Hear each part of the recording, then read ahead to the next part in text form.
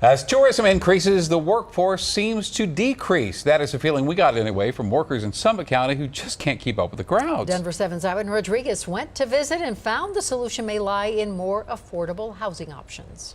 Did you know that more than 44 million households in the US, roughly 35% of the population, live in rental housing? Here's the most alarming part. For the first time in over 2 decades, renters are being evicted across every state every month. Can you imagine the scale of it? This means that people from all corners of the country are facing intense financial stress just to keep a roof over their heads. Even consumers in the shaky economy are struggling to keep pace with soaring housing costs. The relentless rise in housing expenses is swallowing up more and more of their income. There are reports from Denver where single mothers had to watch in dismay as their 2-bedroom apartments' rent climbed from $750 to $3,000. Last year alone, it shot up by $374. These women's plights are echoed by countless others, highlighting a deepening crisis in housing affordability that is gripping communities nationwide.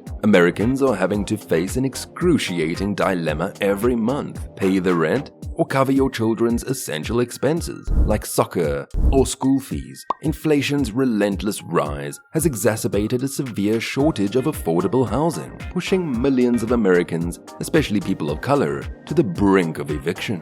These individuals are forced into making decisions as they struggle with an unaffordable rent hike. The latest data from the Harvard Joint Center for Housing Studies released data that reveals an alarming trend. A record 22.4 million renter households, representing half of all renters nationwide, spent over 30% of their income on rent in 2022. This staggering statistic proves the urgent need for immediate and comprehensive solutions to address America's escalating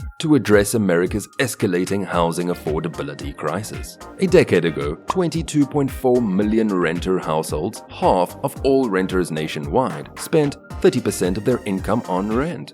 Fast forward to now, and that number has skyrocketed. The number of affordable units with rent under $600 has dropped to 7.2 million, a shocking 2.1 million fewer than a decade earlier. This has led to a dramatic rise in eviction filings and a record number of people becoming homeless. Whitney Airgood O'Bricky, a senior research associate at the Harvard Center, describes the current situation as one of the worst years ever seen. She points out that the level of cost-burdened households from 2022 to 2024 has not been witnessed since the Great Recession in 2008, when 10 million Americans lost their homes to foreclosure. The financial strain facing many families is nothing short of alarming. While the nation's median income in 2021 stood at $79,795, Black Americans' median income lagged far behind at only $48,297, a $30,000 difference that underscores deep-seated inequality. The wealth disparity is equally stark, with Black and Hispanic families holding a mere 25 and 23 cents, respectively, for every $1 of white family wealth. Despite economic shifts over the past decades, these gaps have persisted. Why has progress been so elusive, and what can be done to bridge these gaps? Efforts to address the housing crisis over the last 10 years have yielded little success. However, there is a glimmer of hope as state and federal lawmakers are now making housing a top priority, proposing measures such as eviction protections, zoning reforms, rent controls, and substantial investments in new housing. Those most severely impacted by this crisis are renters earning under $30,000 per year, who are left with only $310 per month after covering housing and utility costs. This critical circumstance compels them to make agonizing choices, like deciding between fundamental needs such as food, healthcare, and saving for retirement, which significantly affect their future welfare. The record high homelessness rates of last year paint a grim picture. with the Biden administration and housing experts directly linking this crisis to an acute housing shortage that is propelling prices to astronomical heights. Jeff Olivet, the executive producer of the U.S. Interagency Council on Homelessness, sums up the situation. We are facing a critical shortfall in affordable housing. With rent prices soaring, the prospect of finding and keeping a roof over your head is slipping further out of reach for many.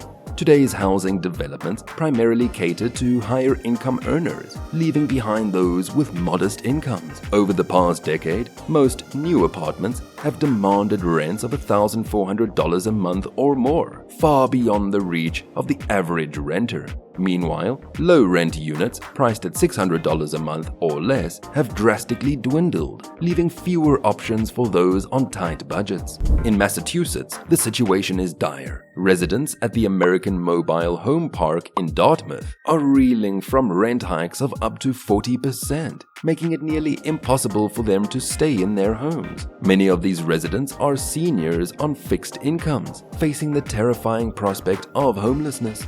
This crisis is not isolated, it's a nationwide epidemic. From urban centers to rural communities, the story is the same: escalating rents, diminishing affordable options, and a growing population of people pushed to the brink of homelessness. As the gap between incomes and housing costs continue to widen, the future looks increasingly bleak for those struggling to find a roof over their heads. Zach Newman, co-CEO of the Community Economic Defense Project, describes 2023 as a peak year for evictions, highlighting the urgent need for assistance for residents grappling with housing insecurity. What's even more alarming is that about 40% of those facing eviction every year are children, totaling around 2.9 million kids. Research shows that eviction can be devastating on children's mental health and development. Congress is working on a bill to expand federal programs that encourage housing developers to create more affordable units.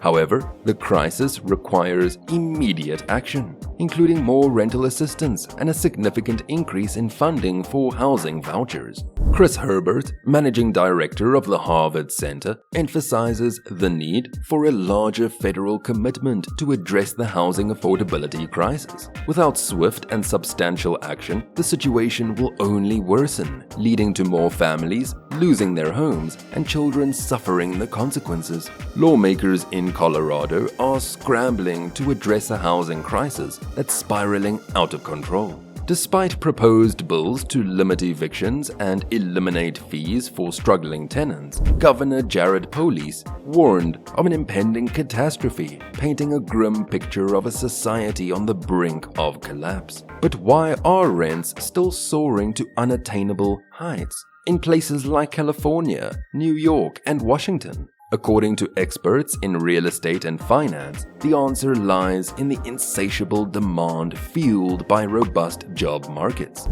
A recent report by Credit Karma exposes a harrowing truth. 24% of renters can no longer afford their rent. Despite decades-old federal laws meant to protect them, lax enforcement has encouraged landlords to exploit tenants, pushing them to homelessness. Dr. Martin Luther King Jr. warned of a nation where people work full-time yet earn only part-time wages, locked out of the economic mainstream. The time for action is now, before we witness our society collapse under the weight of this inequality. In 2023, the Federal Reserve Bank of Dallas sounded the alarm about a potential housing bubble looming over the U.S. housing market. Despite the alarming rise in home prices, the report did not exclusively identify a housing bubble. However, it did raise several factors that set off warning signs. Despite these concerning signals, experts like Len Kifer and Freddie Mac downplayed the idea of a housing bubble. He attributed the surge in housing prices to record low mortgage rates and a shift in housing demand rather than excessive credit. However, for homeowners who bought before or during the pandemic and have witnessed their home values decline, the situation is definitely distressing. Keith Gumbinger from HSH.com pointed out that while these homeowners may have experienced a paper loss, it's not a real loss unless they decide to sell their homes at a lower price. Can you believe this was predicted and debated over last year? Where do you guys think the market is heading? Let us know your thoughts in the comments below. Subscribe to the channel for more engaging content. Until next time.